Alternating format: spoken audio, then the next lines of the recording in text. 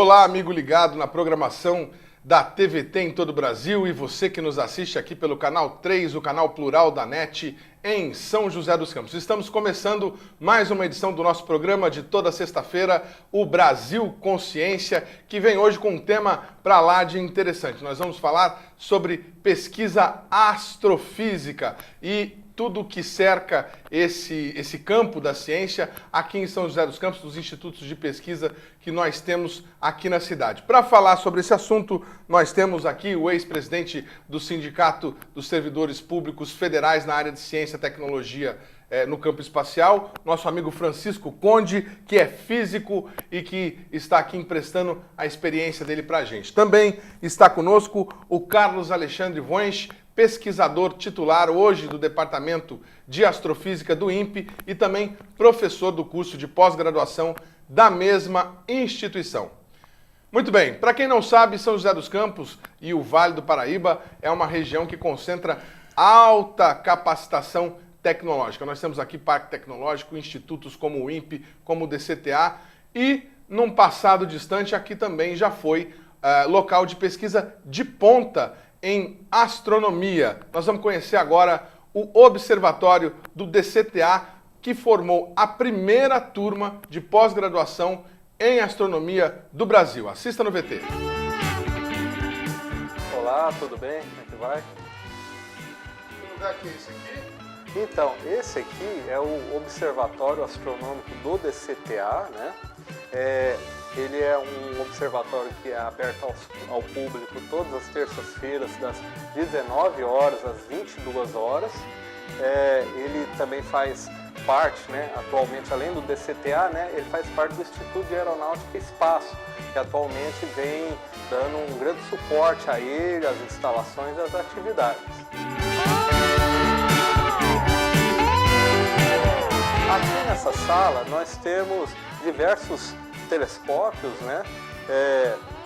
Por exemplo, nós temos esses dois telescópios que são bastante utilizados, né, durante as noites, durante as visitas. Eles são telescópios refletores, não é? A gente pode até observar aqui o interior deles. Vocês podem ver que a gente tem um espelho lá no fundo, né? E esse espelho ele faz todo esse processo de concentrar, de certa forma, a luz dos corpos celestes e direcioná-la aqui onde haverá uma lente ocular e onde nós observaremos os corpos celestes.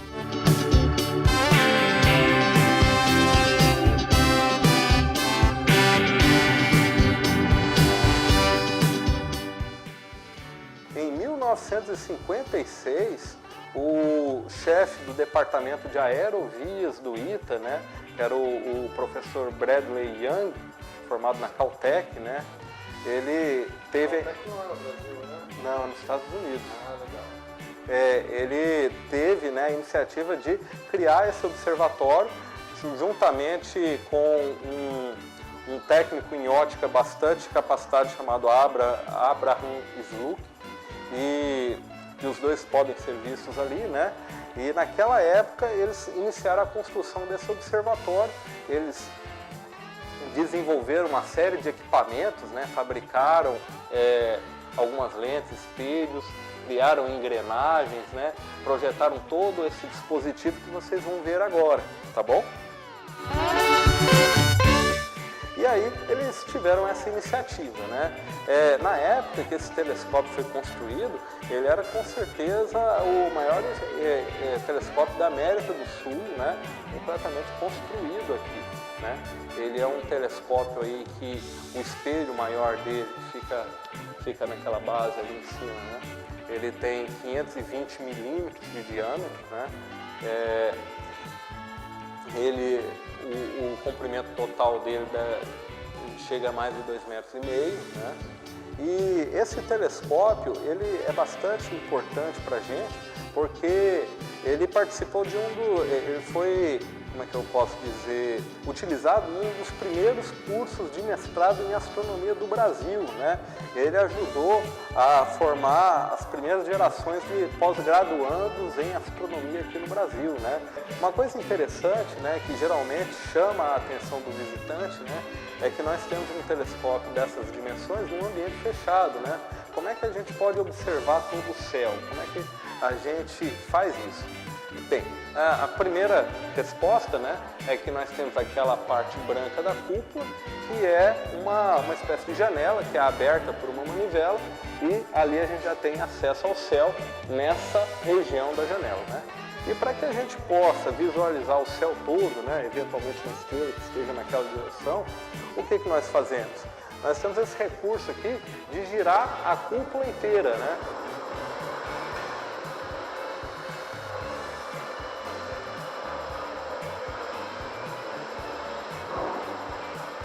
Ela gira 360 graus e com isso a gente consegue ter acesso a todo o céu, né?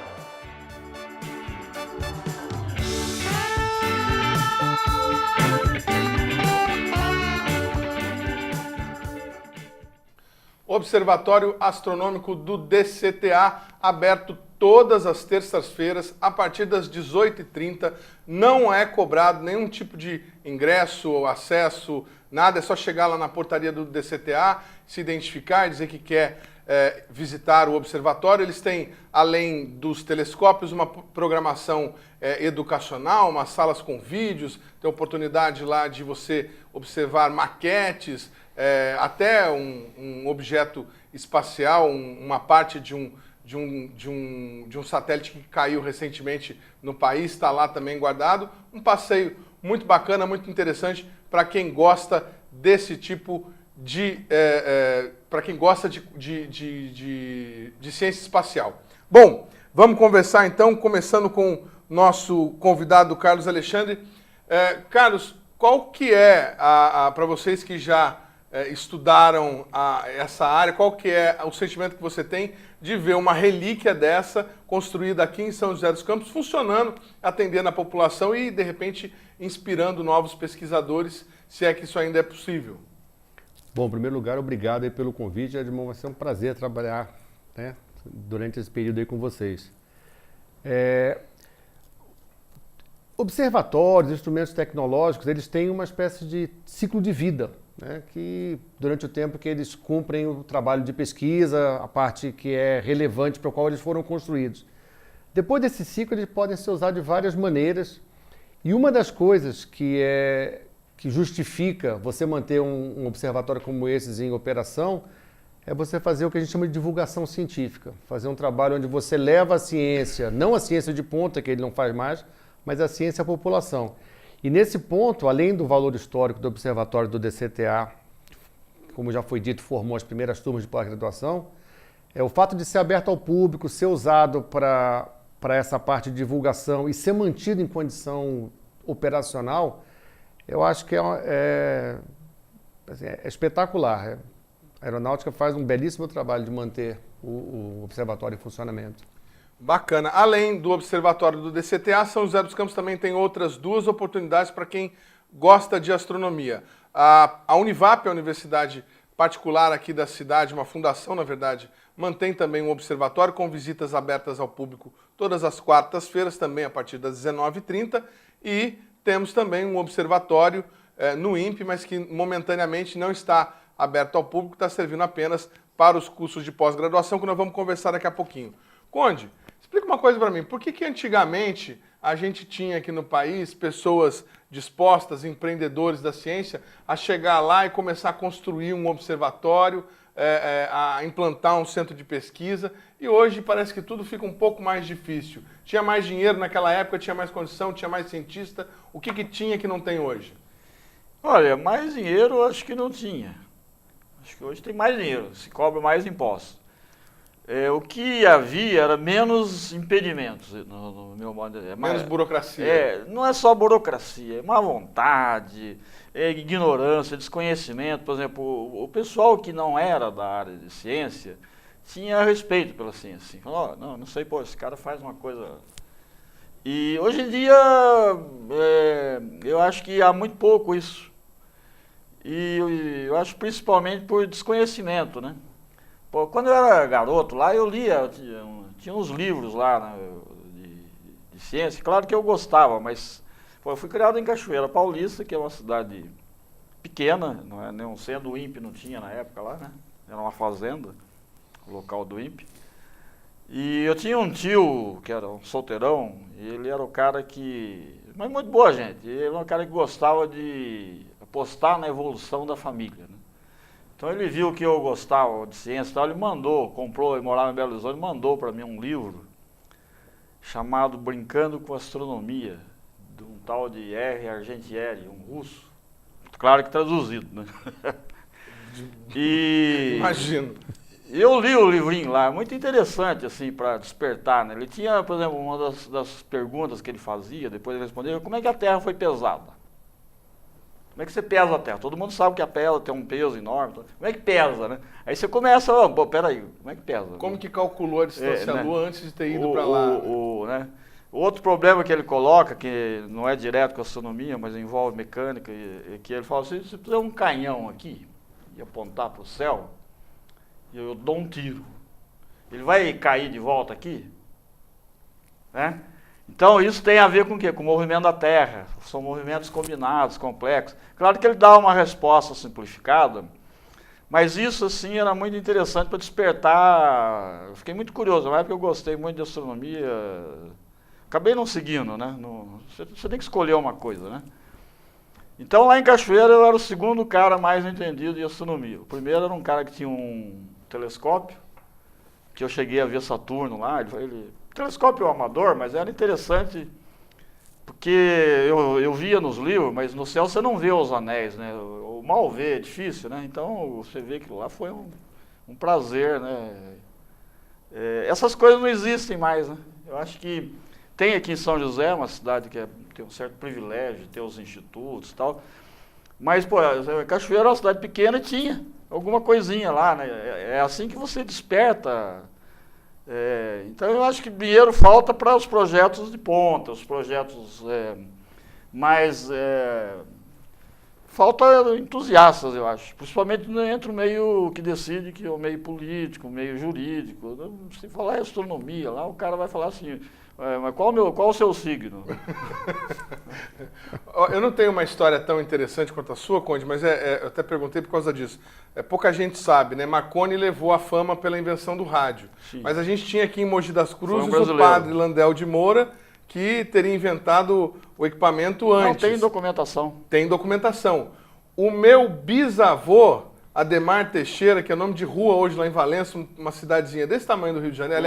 É um município grande, mas o perímetro urbano... Exatamente. O meu avô montou o meu bisavô montou o primeiro rádio de Valença, mandou comprar as peças e montou. Hoje em dia, parece que já está tudo meio pronto, né? Então fica difícil você dar asas a essas inventividades. Bom, seguindo adiante, parando de saudosismo, falando então do futuro. Em São José dos Campos tem também pesquisa de ponta, Prêmio Nobel de Ciência em 2017 e que pode mudar a história da humanidade. Vamos assistir no VT. O pesquisador Odílio Denis de Aguiar trabalha há mais de 4 décadas no INPE. Ele começou como estagiário, foi contratado como assistente de pesquisa e fez mestrado na própria instituição. E depois eu saí para um doutorado no exterior em ondas gravitacionais na década de 80. Então eu estou nessa área de detecção de ondas gravitacionais desde mais ou menos 1985. O pesquisador foi responsável pela construção do primeiro detector de ondas gravitacionais brasileiros, construído nos anos 2000 no Instituto de Física da USP. A experiência acumulada no projeto brasileiro colocou o pesquisador como um dos representantes do país no consórcio internacional LIGO.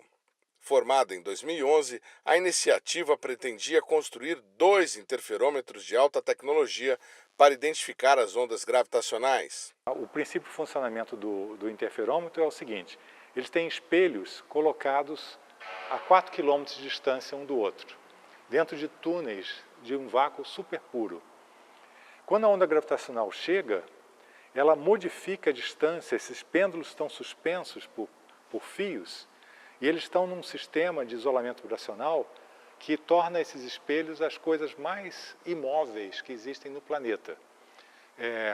Os espelhos não se mexem mais do que 10.000 avos do diâmetro de um próton, né?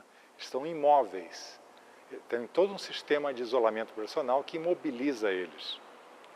Que as vibrações do chão não conseguem ser transmitidas por esses espelhos por causa desses sistemas, desses filtros mecânicos de isolamento. Então, quando a onda gravitacional chega, ela faz com que esses espelhos se mexam. Então, a onda gravitacional, por exemplo, a primeira que chegou, ela mexeu os espelhos umas 22 vezes mais do que a imobilidade deles. Então, eles se mexeram e o sistema de laser conseguiu perceber que eles tinham se mexido. Foi este equipamento montado nos Estados Unidos que conseguiu, em 2015, detectar pela primeira vez na história da humanidade a existência das ondas gravitacionais, fenômeno descrito por Albert Einstein pouco mais de um século antes. O Einstein percebeu que quando a gente se desloca com velocidade, o tempo muda. E ele também percebeu que o espaço muda, o espaço contrai e o tempo aumenta. E então ele percebeu que o tempo e o espaço estavam conectados. E aí então chamou isso de espaço-tempo. E aí ele percebeu, 10 anos depois, com a teoria da relatividade geral dele, que quando esse espaço-tempo, essa entidade, espaço-tempo, ela se curva, que é um negócio maluco de pensar, quando ela se curva, ela provoca o efeito da gravitação. Então a gente sente o campo gravitacional porque a Terra, por causa da massa dela, ela entorta, ela curva o espaço-tempo aqui em volta. Então a gente sente a gravitação por causa disso. E a onda gravitacional, ela é essa curvatura, esse entortamento do espaço-tempo se propagando com a velocidade da luz. A identificação das ondas levou o trabalho a conquistar Prêmio Nobel em 2017 e a participação brasileira na pesquisa continua. Uma das frentes que nós trabalhamos é isolamento vibracional para justamente imobilizar esses espelhos. A gente trabalha nessa parte. E a outra parte que a gente trabalha é no resfriamento desses espelhos. Depois, em 2025, eles pretendem parar o interferômetro e modificar ele substancialmente. Uma das modificações vai ser esfriar os espelhos. E o esfriamento tem o objetivo de diminuir o movimento das moléculas, dos átomos do sólido, do espelho, de forma a tornar eles ainda mais imóveis. Quer dizer, eles querem imobilizar os espelhos mais do que 10.000 avos do diâmetro de um próton. Eles querem imobilizar os espelhos da ordem de 1 milhão avos, uma parte de 1 milhão de avos do diâmetro de um próton. A comprovação da existência das ondas gravitacionais era considerada impossível até pelo próprio Einstein. Além de Odília Aguiar, outros 7 brasileiros participam dos estudos. A gente provavelmente, com o tempo, vai reformular algumas fórmulas da física, vai conseguir descobrir como é que é a gravitação quântica e certamente os engenheiros vão achar maneiras de aproveitar todo esse conhecimento para novas invenções, inclusive invenções revolucionárias, né? Como, por exemplo, quem sabe, controle de gravidade, distorções do espaço-tempo, de forma a produzir buracos de minhoca. Muito bem, enquanto o VT desenrolava, astrofísico e físico aqui comentando os detalhes técnicos da pesquisa, vou fazer uma pergunta simples para os dois. A gente pode viajar no tempo se esse negócio chegar adiante? Não. Com isso aí, certamente não. E vou fazer uma analogia rápida que talvez dê para o pessoal de casa entender, né? Quando a gente vê em ficção científica, tipo Star Trek, né, que a nave entra num buraco de minhoca, sai num outro ponto, então ela desaparece num pedaço e sai num outro pedaço do universo. E o que a gente conhece de teoria hoje é que ele entraria numa espécie de buraco negro e estaria do outro lado, no que a gente chama de buraco branco, né? É uma das maneiras de se explicar isso aí. Isso que a gente estava falando, eu e o Conde, né? Cada átomo do seu corpo, cada partícula que forma o átomo do seu corpo, ela tem uma função de onda. Ela é descrita por uma coisa microscópica chamada função de onda. Coisa da mecânica quântica que descreve cada uma. Então, quando você entra no buraco de minhoca, a gravidade vai te puxando, você despedaça a estrutura. Quer dizer, a nave, a sua estrutura toda é desconstruída. Aí você pensa que sair do outro lado, você tem que construir as suas moléculas voltarem a ser as moléculas do seu corpo, as moléculas da nave voltarem a ser as moléculas da nave. Você não pode ser um pedaço seu na nave, um pedaço da nave em você, senão, né, a coisa não funciona. E isso é transformar você sair de um sistema macroscópico, uma coisa grande, né, aplicar uma lei do universo microscópico, da mecânica quântica, e depois você reconstruir isso num outro espaço. Quer dizer, você voltar da mecânica quântica para uma coisa macroscópica. E acho que viola um monte de leis físicas no meio do caminho que acho que não dá para fazer, cara. É lógico que a gente está brincando, né? Mas a resposta técnica é essa aí, né? Essa daí, né? Mas o céu é o limite, né? E o que significa, né? A gente deve ficar feliz ou deve ficar triste por ter um brasileiro, aliás, 8 brasileiros envolvidos nesse trabalho? Olha, sem dúvida é uma honra. Você está em pesquisa de ponta, pareado aí com os melhores centros de pesquisa do mundo, né? Infelizmente só aparece quando ganha prêmio Nobel, né? Quando ganha prêmio Nobel todo mundo fala, vai dar entrevista e tal. O cara está fazendo um trabalho árduo, difícil. Há 30 anos desse Há 30 negócio, anos. Né? Que tem resultados importantes, os prêmios Nobel, eu respeito o trabalho do cara, sabem? Não, esse cara tá... a ciência, ela é uma mulher feia, né? Ela não tem charme, né? Assim, não é aquela coisa que chega assim, todo mundo acha, que lindo e tal, né? O céu é bonito. A astronomia tem um apelo. Uma porta de entrada que é fantástica, né? Eu acho que a gente perdeu o hábito de olhar o céu. No interior a gente olhava mais, né? É fácil. Hoje em dia a cidade tem muita luz, confinamento em prédio. O céu é deslumbrante. Você pegar uma noite sem nuvem, e se possível sem lua, pode ter lua também, mas se tiver sem lua você vê mais os astros, né? Que a lua ela é uma competidora fantástica, mas ela também é egoísta, né? ela toma, né, a cena, né? Ela toma a cena. Mesmo você vai olho nu, é muito bonito. Egocêntrica, talvez. Bom, a gente vai para um rápido intervalo e já a gente volta com muito mais informação sobre ciência praticada aqui no Brasil para você. Um instante só, não saia daí.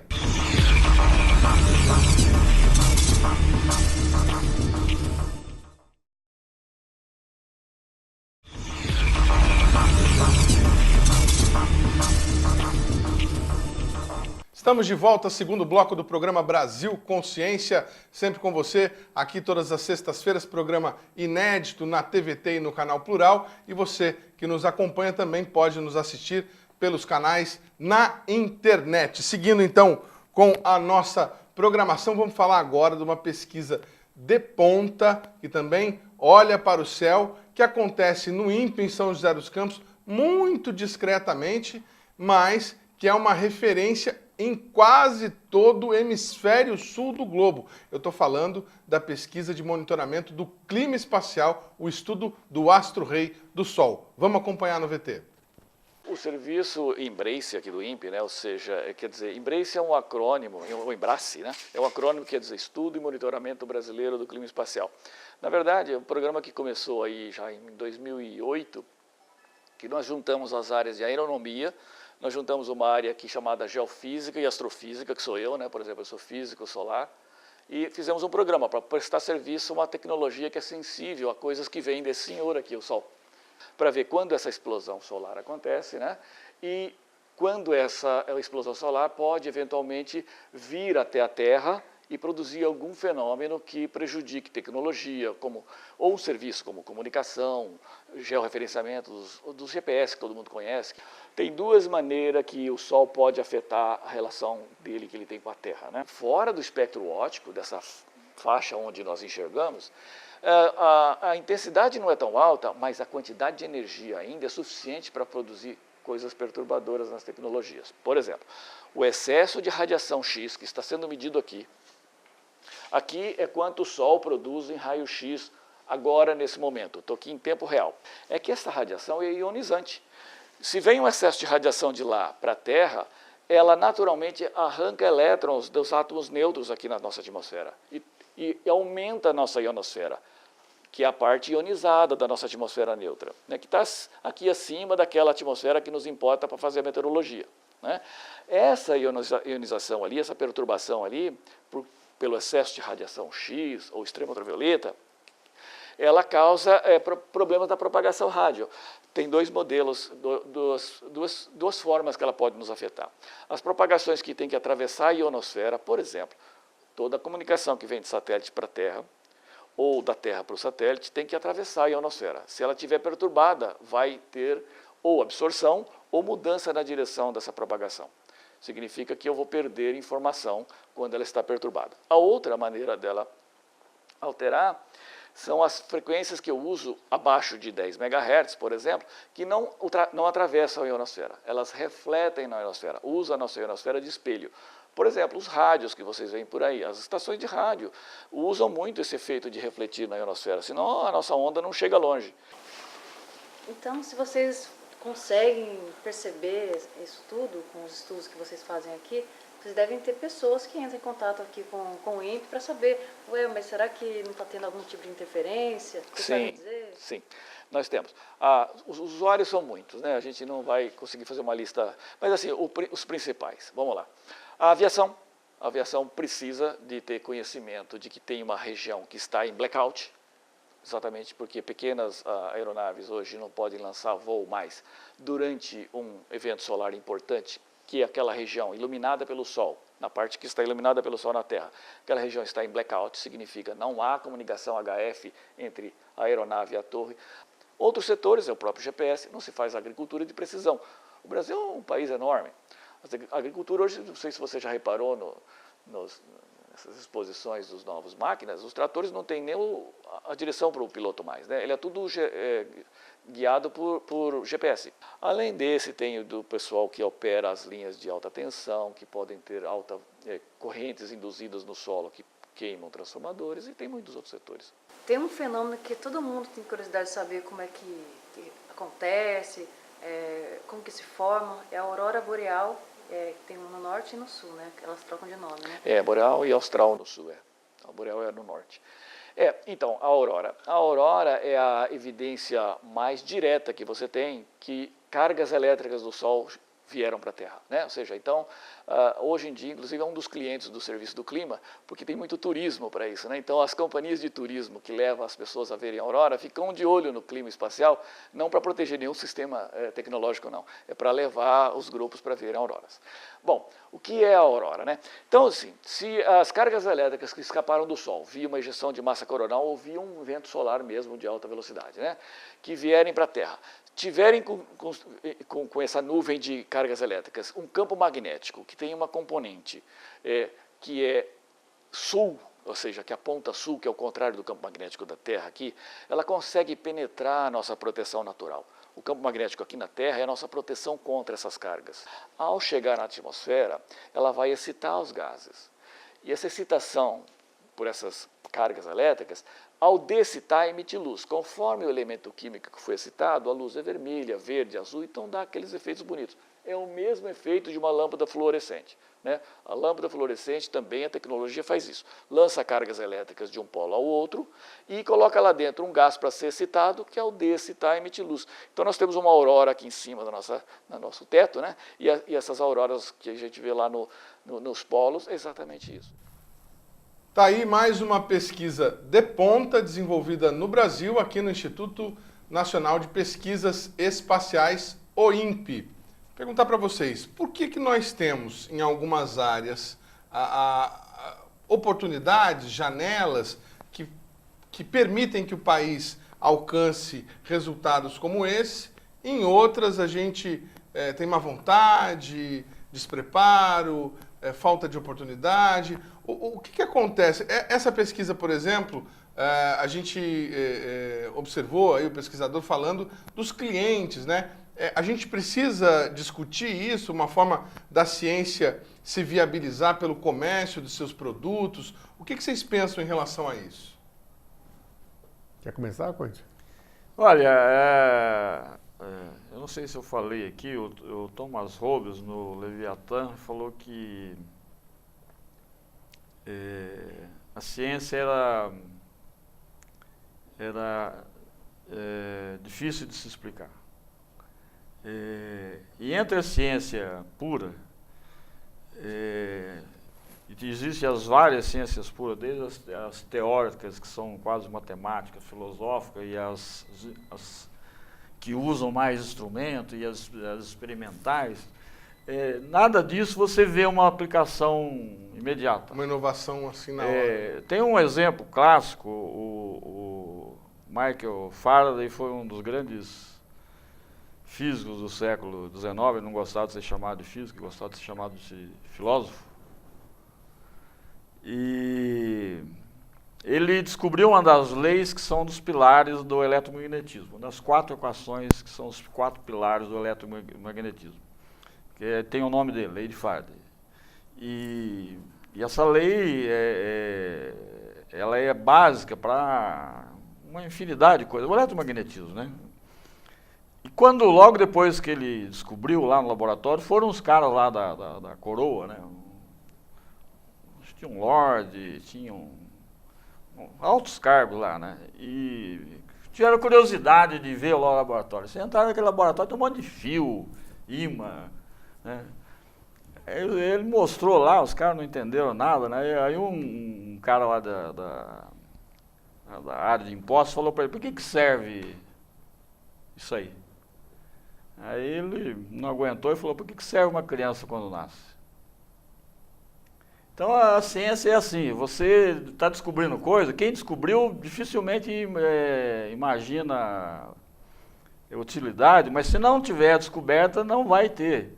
Sempre tem uma cadeia, tem um cara depois que começa a aplicar, aí aparece um cara mais do lado da engenharia e fala, peraí, isso aqui dá para fazer uma engenhoca que vai vender. Aí aparece um cara mais da área de produção, que vai, né? Nós temos que ter essa cadeia toda. O Brasil, acho que a gente está razoável, assim, muito pequeno, mas com a qualidade boa na ciência.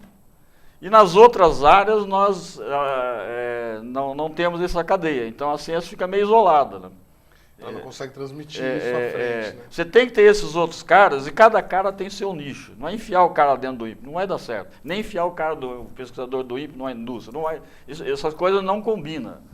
Né? Os países que ficam de olho nessa cadeia, tem as várias instituições ou estimulam, que chega uma hora vai chegar numa empresa, então você tem que estimular. Seria o caso de chegar e falar, pessoal, mercado, estamos pesquisando isso, e vocês não querem estudar se tem alguma aplicação, fazer uma concorrência pública? Olha, um grande puxador, que aí é bem fácil de entender, é a área instrumental, né? Vocês desenvolvem instrumentos novos, que exigem mais precisão, mais qualidade de materiais, uma série de requisitos que são provocadores da indústria. Olha, você não faz isso para um produto normal, mas quer fazer? Né? Tem desdobramentos que às vezes as pessoas, o governo, as agências de fomento cobram que você faça, mas que não é automático. Por exemplo, a indústria espacial tem uma classificação que chama TRL, é o nível de prontidão tecnológica de cada sistema. O Brasil avança muito bem até o TRL3, que é a coisa da pesquisa básica, você desenvolver coisa de instrumentação, porque nós vamos falar depois da antena, do radiotelescópio Bingo, é uma coisa inovadora, a gente é a primeira antena desse tamanho feita no mundo, com aquele tamanho, para aquele uso, mas existe uma dificuldade enorme de você passar isso para a indústria, e a indústria não vai fazer a pesquisa de desenvolvimento, aquela coisa básica, e o laboratório, o centro de pesquisa, não vai se preocupar em fazer isso virar comércio. Radioastronomia é basicamente isso. Tudo que você usa em telecomunicação, ou saiu de pesquisa militar, ou saiu de radioastronomia, da parte de ciência básica. Mas, mesmo como radioastrônomo ou militar, não está pensando se isso vai virar um telefone celular. A preocupação não é essa. Tem que ter alguém que tenha esse treinamento, como o Conde falou. Você não sabe se a criança vai fazer uma coisa ou outra, mas tem que ter alguém que pense que, com aquele nível de desenvolvimento que a indústria militar ou a pesquisa básica chegou, que você possa fazer a gente chama um termo em inglês que eu nem gosto de usar muito, mas é spin-off, né? Que spin-off que você dá para aquilo? Aí quando você chegou no ponto de maturidade, aquilo está testado, está viabilizado, você chega no nível de prontidão tecnológica, você pode usar aquilo num instrumento de ponta, numa pesquisa de ponta, mas aí você já passou por aquelas várias etapas. E o Brasil não tem muito essa visão do segundo pedaço aí, né? Tinha um programa interessante na Unicamp, não vou saber precisar se ele continua, mas a Unicamp abria as portas para o curioso. O cara tinha lá uma ideia, uma proposta, um projeto, aí ele ia lá buscar na técnica. Eu acho que existe ainda esse programa.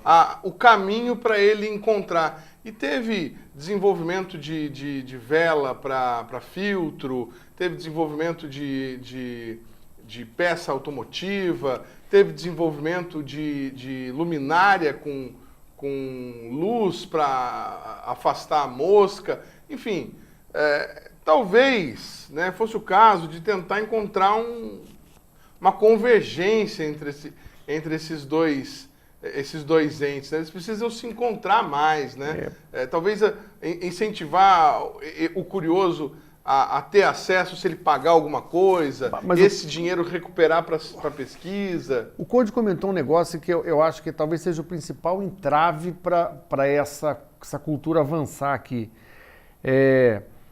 A ignorância é um problema grande, as pessoas não dão valor à ciência como um todo, e existe, para você registrar patente, para você fazer isso de uma maneira comercial, o entrave burocrático é desestimulante. É uma epopeia, né? É uma epopeia. Você tem que passar patentes, registro de patentes iniciais, você faz na Europa, nos Estados Unidos, em poucas semanas. Aqui eu sei porque, enquanto estava trabalhando no INPE nessa parte mais de gestão, o meu período de gestão foi 4 anos e pouco, teve uma patente que foi, voltou e não se conseguia fechar a documentação necessária para fazer o registro. Então isso para quem está fazendo o desenvolvimento lá na ponta ali, o cara às vezes se desestimula, fala, não é nem o pagamento, o dinheiro que é envolvido, o recurso, é a quantidade de papel, é a frustração de você não conseguir passar pelas etapas burocráticas para chegar lá. Mas deixa eu só fazer uma provocação aqui que não se encerra nessa discussão, aliás, não dá nem para a gente começar a discutir, é apenas a pesquisa do clima espacial, ela tem clientes. Tem. Né? Esses clientes, eles estão recolhendo para a pesquisa de clima espacial? Eles investem diretamente de várias maneiras. Mas teve que ser feito um arcabouço jurídico para isso, né? Porque, por exemplo... Não. A prestação de serviços, o INPE em algum momento, assim como a meteorologia presta serviço, né? A previsão que a gente vê na televisão ela é consequência da meteorologia numérica, da análise numérica, que é onde você testa modelos e faz aquela previsão, mas para desenvolver a parte computacional, a parte física dos modelos. O que sai daquilo é um produto que você coloca no mercado porque tem retorno para a sociedade. O clima espacial é exatamente a mesma lógica, né? A parte da pesquisa básica em aeronomia e geofísica espacial. Esse produto já está disponível, o que é necessário é você formatar aquilo para os clientes, mas a pesquisa que gera aquelas informações, ela já existe. Você tem que fazer uma interface para isso ficar palatável para o público em geral. Então, na verdade, essas coisas acontecem no INPE e tem que alguém, o diretor anterior, que foi o Gilberto Câmara, ele de alguma maneira viu que isso poderia ter um retorno para a sociedade, né? Mas não é uma obrigação do Instituto fazer isso. É que o INPE acaba fazendo isso por tradição. O Conde está mais tempo do que eu no INPE. Essa tradição de chegar, né? Pesquisa e desenvolvimento, que é a missão do Instituto, e produto e serviço, né? O INPE não vai fazer produção em série de satélites nunca, porque não é a missão. Ele tem que pegar a tecnologia, repassar para a indústria, integrar e mandar o satélite para o espaço. Ele não vai fazer nunca uma linha de produção de satélite. Não é o objetivo do Instituto. Nem poderia ser. Não é uma fábrica de satélites, exatamente, não é uma fábrica de satélites. Tá certo. A gente volta daqui a pouquinho com o nosso último bloco, mas recheado de mais informações para você. Um instante só, não sai daí.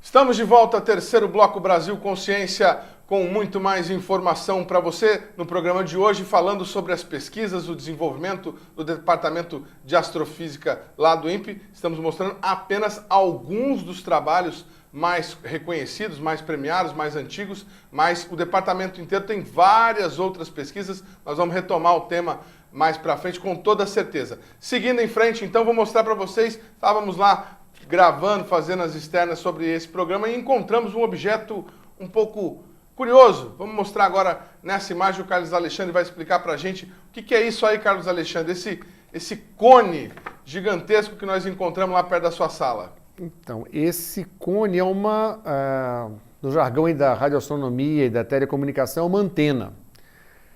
Em inglês a gente chama de feed horn, né? É um alimentador que recebe a radiação eletromagnética, ela coleta a radiação eletromagnética, e esses dentes que vocês estão vendo aí dentro da corneta, são várias corrugações, como é o nome técnico, né? Ele serve para tirar interferência destrutiva. Isso faz parte de um radiotelescópio para medir os confins do universo, medir as oscilações de bárion no universo jovem. Ele está sendo construído na Paraíba, no Vale do Piancó, em Aguiar.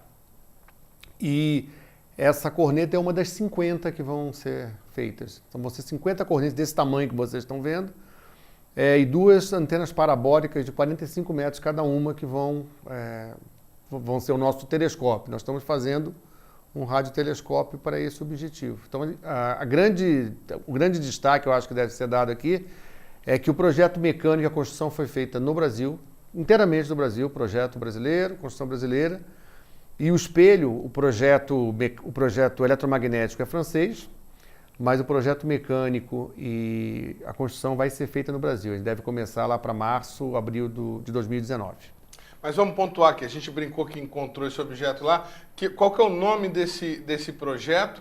E você falou que ele vai investigar os confins do espaço aí, onde a gente... Os confins do universo. Aonde a gente chegaria? Lá onde está Star Trek? Lá bem depois. Bem depois. A gente vai ver o sinal que esse radiotelescópio vai observar. A partir do momento que o universo passou a ser dominado pela chamada energia escura, que o universo começou a acelerar a expansão, a gente começa a medir o universo por uma escolha científica, exatamente após a transição da expansão do universo ser dominada pela energia escura, esse radiotelescópio chamado BINGO começa a fazer as medidas. Então, ele pega o universo com mais ou menos a metade da idade que ele tem hoje. Por que BINGO? O B é de bárion, o I é de integrated, né, integrado, o N é de neutral, o G é de gas e o O de observations. A tradução é observações de gás neutro integrada para medir as oscilações acústicas de bárions. O B é de bárion. Então, a gente arrumou um nome bonitinho primeiro, depois tentou encaixar as letras para ver se no nome que fazia sentido. Que desse uma leitura interessante. O acrônimo veio muito antes do nome final do projeto. E puxando um pouco daquela conversa do bloco anterior, essa pesquisa, qual que poderia ser uma utilidade prática para ela, uma aplicação, uma inovação decorrente dela? De cara, essa corneta ela é a maior que já foi feita no mundo dessa forma. Existem cornetas maiores, mas não com essa precisão e desse tamanho. Ela tem 4,5 metros por 2 metros de boca. Feita no Brasil? No Brasil. O processo, se você fosse usinar essa corneta, pegasse um tarugo, um cilindro de alumínio e usinasse, o custo seria assim da ordem de vários milhões de reais. Nós conseguimos reduzir o preço desse primeiro protótipo a R$200 mil com a seguinte ideia: pegar um perfil de alumínio, do jeito que nós queremos, dobrar esse perfil, soldar dentro da tolerância mecânica. A empresa não fazia isso, ela topou fazer, nós capacitamos a empresa para esse processo, e hoje ela é capaz de fazer peças bastante complexas usando alumínio. Ela é uma empresa que fornece para a Embraer, é uma empresa local, foi um spin-off da Embraer, Mas eles não faziam isso. Então a ideia é usar conformação de materiais para fazer estruturas complexas. Foi um aprendizado para eles, para atender uma demanda nossa. E por que 50? Por causa da área coletora. O sinal é muito fraco. Esse sinal de oscilações acústicas de banda é um sinal muito fraco. Então, quanto maior a área coletora, menos tempo você leva para identificar o sinal. Você já pensou se esse pessoal fosse americano? Quantas vezes eles estariam dando entrevista na CNN, herói nacional, candidato ao Senado, governador? Isso acontece, né? Nós estamos tendo a oportunidade de ver pela primeira vez isso mais ou menos acontecendo aqui no Brasil. Temos aí a nomeação prévia do astronauta Marcos Pontes para o Ministério, mas, né, se o reconhecimento aos trabalhos científicos fosse igual a todos, nós teríamos aí o Carlos Alexandre dando entrevista no Jornal Nacional, fazendo o trabalho, tendo o reconhecimento pelo trabalho que ele fez. Isso infelizmente ainda não acontece. Vamos olhar mais uma estrutura interessante que nós encontramos lá perto da sala do Carlos Alexandre, lá no INPE. Vamos soltar por gentileza. Está aí então, muito parecida com, eu pelo menos na minha ignorância achei, muito parecida com a PMM, né, a plataforma multimissão lá do satélite Amazônia, mas adianto para você que também achou a mesma coisa, que não tem nada a ver com isso. O Carlos Alexandre vai explicar para a gente que engenhoca é essa. Ela é uma plataforma, a gente pode olhar ali embaixo uma roda de reação, que como tem um satélite, mas isso é uma plataforma onde nós vamos embarcar um detetor de raio-x para observar a emissão de raio-x do centro da galáxia e alguns outros fenômenos que nós chamamos de transientes, acontecem de vez em quando. Isso vai a bordo de um balão estratosférico a 40 e 42 km de altitude. E para todos os efeitos, a mesma estrutura de controle que a gente tem nessa gôndola é usada, o satélite e a gôndola, o instrumento embarcado em balão, tem muitas semelhanças. Nós usamos magnetômetro para orientação, roda de reação para apontamento, sensores estelares para olhar para o céu. Então, muitas coisas que são feitas em missões, a gente chama de missões suborbitais, que é uma borda de balão, muitas coisas são usadas nessas missões para testar a qualificação espacial ou qualificação quase espacial. Você bota a 40 km de altitude, a atmosfera está praticamente toda abaixo, e você precisa controlar, né, a menos do vento, que acontece lá em cima, o balão vai ao sabor do vento lá na alta atmosfera, você controla como se fosse um satélite, tem os mesmos requisitos. Se falhar o experimento, você perde o balão, ele tem que cair de paraquedas, você não pode arrumar enquanto ele está operando. Então tem muitas semelhanças, as missões suborbitais e os instrumentos que vão a bordo de satélite. Conde, quando você ainda estava na ativa, quais as pesquisas que você participou? Tem alguma delas ainda em andamento? Olha, eu creio que sim, porque bom, eu mesmo nativo, quando eu saí para a direção do sindicato, aí você faz uma coisa ou outra. Mas eu acredito que sim, porque esses projetos, eles são de longa duração, né, vão puxando, que tem na verdade uma série de subprojetos, e você acaba trabalhando num subprojeto. Eu acho que sim. E outras áreas de pesquisa são intermináveis. A área de astrofísica, nós vamos acabar junto com o universo, porque quanto mais você descobre, mais perguntas difíceis surgem. Era muito melhor em 1920, por aí e tal, né? Uma coisa que surpreendente, o Carlos não falou, é que no século XIX você estava muito tranquilo sabendo o seguinte: você tem matéria e energia. Matéria se conserva, Lavoisier descobriu, energia se conserva, um monte de físico lá descobriu, né, Meyer, o Rumford, estavam em paz, assim, beleza. E essas coisas, cada um na sua, tal. Aí veio o Einstein e falou, não, tudo. Matéria vira energia, energia vira matéria, né? Isso até acalmava espiritualmente, né? Energia mais as coisas espirituais, né? Matéria mais as coisas, né? Aí agora não pode uma coisa dessa virar luz, já tumultuou pra caramba. E mais recentemente a coisa piorou, né? Porque aonde a gente acha que é matéria, que é a parte do universo, acho que é 30% ou 20% é o que eles chamam de matéria escura, que é só um nome. Você não sabe o que é. Sabe o seguinte, ó, tem um negócio ali que deve ser matéria, porque ele obriga a galáxia a virar, senão ela não giraria daquela forma, não estaria tão coesa. Então faz um monte de conta lá, ó, tem que ter X de matéria, mas onde que está? Você vê? Não. Você deteta? Não. Ela emite radiação, alguma cor? Não. Nada. Mas se não tiver lá, a gente não explica. A conta fala já... assim, tem 20% do que faz aquele efeito, você só consegue identificar 20%. É que nem um cara que só 20% dele você visse. O resto você não visse, mas o cara era 5 vezes maior do que você está vendo. Falou, peraí, essa história está meio fantasmagórica, Você né? vê o par de sapato chegando, você vê uma xícara voando, ele pede água. Agora, mas a coisa é pior ainda quando você vira para energia. Aí descambou. Você não tem candidato, você só tem o efeito. Eles descobriram que o universo está expandindo. Né? Imagina você empurrar uma mesa, dá um certo esforço. Né? Fazer a Terra girar, um esforço muito maior. Agora, o universo inteiro está expandindo. Que força, que energia que sai. Aí a gente fala, ó, não, a energia não é escura, como é que chama? A expansão, o Big Bang deveria prever uma expansão e a gente conseguiu ver isso. O Hubble viu isso em 1929. Agora, essa expansão acelerar contra tudo que você imagina, que a matéria vai travar a expansão, ela vai frear a expansão. Ela tá puxando, né? Você vê o contrário, você vê a aceleração da expansão. Você mede isso claramente e a única explicação é falar, tem uma constante cosmológica, uma pressão negativa que empurra o universo, acelera o universo. Então, tem uma... Então, você não sabe o que é. Ou sei, só sei que nada sei, né? Eu vejo, mas não sei o que é. 5% do que se sabia é o que sobrou. Né? O resto é matéria escura que você não sabe ou energia...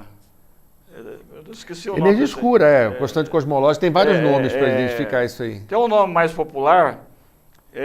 ou seja, emprego para investigar tem pra caramba, porque essas coisas... Trabalho para nós todos. Mas por que eu chamei esse assunto? Porque todas as vezes que o Conde vem aqui, que o Amaury vem aqui, o pessoal que já saiu, eles demonstram preocupação com a renovação dos quadros, né, a questão da continuidade das pesquisas, né? Então vamos falar um pouco da possibilidade de renovar esses quadros. O INPE tem um programa de pós-graduação, tanto para doutorado quanto para mestrado. Carlos Alexandre é um dos professores responsáveis lá, vai falar um pouquinho para a gente. As vagas são destinadas para alunos graduados em astronomia, física, matemática, computação ou engenharia. Exclusivamente para esses ou é preferencialmente? Na verdade, eu poderia generalizar e falar que é para ciências exatas por causa da formação em matemática. A formação em física e matemática ela é fundamental para essa pós-graduação. Então, uma pessoa da área de biologia, ou de uma área que não tem a formação matemática, ela tem muita dificuldade de acompanhar o curso. Carlos Alexandre, me diz uma coisa, o que o interessado, o que o aluno que se interessa por esse doutorado ou por esse mestrado vai encontrar na sua carreira acadêmica? Quais são as oportunidades que tem dentro do Instituto para que ele possa aprimorar seu conhecimento? O programa oferece 6 grandes áreas, né? 3 nós já tratamos aqui, a parte de ondas gravitacionais, com o trabalho que está ligado ao Odílio. A outra parte, a parte de cosmologia, ligada ao que eu faço e a galáxia no universo distante. A outra parte, astrofísica de raio-x, ligada à gôndola que a gente viu aqui, né, que o João Braga, que é o chefe do departamento, é o pesquisador responsável por essa área. E tem também uma parte ligada à ótica, com variáveis cataclísmicas, a parte de galáxias e a parte de química do meio interestelar. Física solar, que está ligada ao que o Joaquim falou do clima espacial. E ainda uma parte de física teórica, de astrofísica teórica, cosmologia, que permeia um pouco esses ramos. Então, a gente cobre basicamente de A a Z, desde física solar, que é o quintal astronômico, até os confins do universo. Quantos alunos vocês costumam receber? Existe um limite ou é de acordo aí com as potencialidades dos alunos, vocês vão adaptando? Nós temos um limite de bolsas que os programas de pós-graduação oferecem. Então, nós temos entre 4 e 6 bolsas de mestrado e 4 a 6 bolsas de doutorado disponíveis todo ano. Então, já aconteceu o caso dos alunos, do número de alunos aprovados ser menor que o número de bolsas, deixar uma bolsa em stand-by, mas ultimamente ele tem tido muito mais alunos selecionados, nós temos que fazer um ranking para ver quem são os contemplados com as bolsas. O perfil é do quê? De alunos formados aqui, nos iteanos? Ou tem gente do Brasil todo? Edmond vem de muitos lugares. Iteanos, há muito tempo nós não temos. É mesmo? Iteanos há muito tempo, o pessoal de engenharia não vem para astrofísica. Mas nós temos gente, para você ter ideia, recentemente tivemos alunos de Santa Maria, no Rio Grande do Sul, da Universidade Estadual do Piauí, de Brasília, do Rio de Janeiro, de São Paulo, temos alunos da Unicamp, alunos da USP. Enfim, eu vim do Rio de Janeiro, eu fui aluno desse programa, vim da Universidade Estadual do Rio de Janeiro. Então tem da Bahia, tem de vários locais. Você se formou aonde, Có? Chegou a ministrar aula também, não? Não, eu fiz USP, né? Fez USP. Depois eu vim trabalhar Foi presidente do centro acadêmico lá também, não? Não. Em 1970, 71 tal, era meio difícil. Difícil então o centro acadêmico. Você não seria por mais do que alguns meses.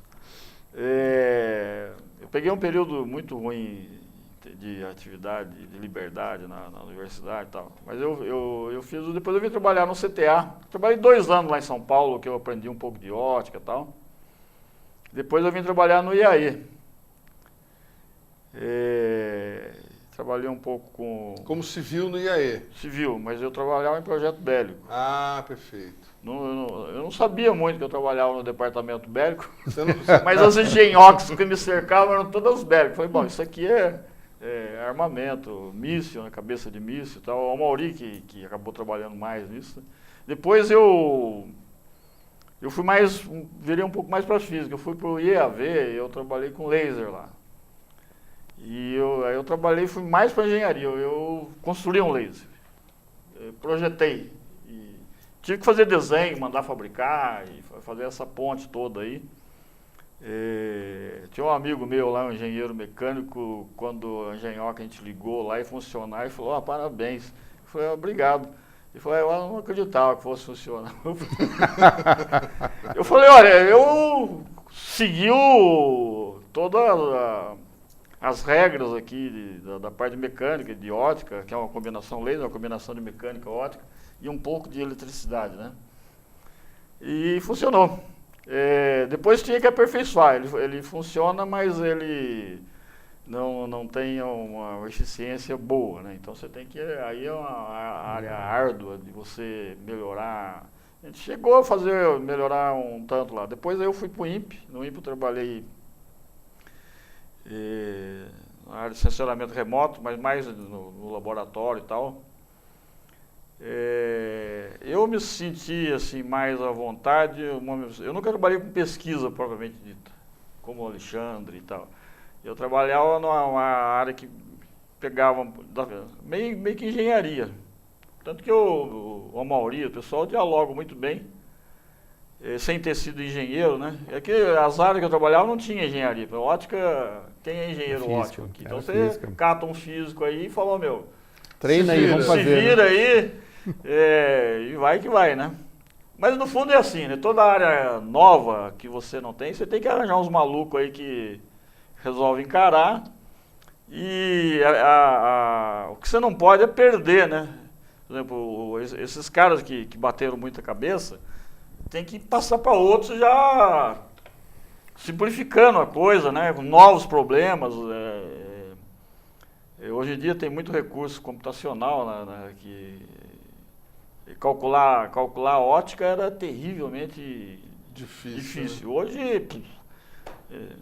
Legal. Em breve nós estaremos trazendo experiências feitas aí pelos nossos convidados num quadro mais especial. Em breve a gente vai trazer novidades para isso. Brasil Consciência, novidades sobre isso. Brasil Consciência fica por aqui. Nós voltaremos na semana que vem, no nosso sempre horário das 10 horas da noite, em programa inédito na TVT e também no Canal Plural, com reprises ao longo da semana no Canal Plural e também pela internet. Um abraço para você, obrigado pela companhia.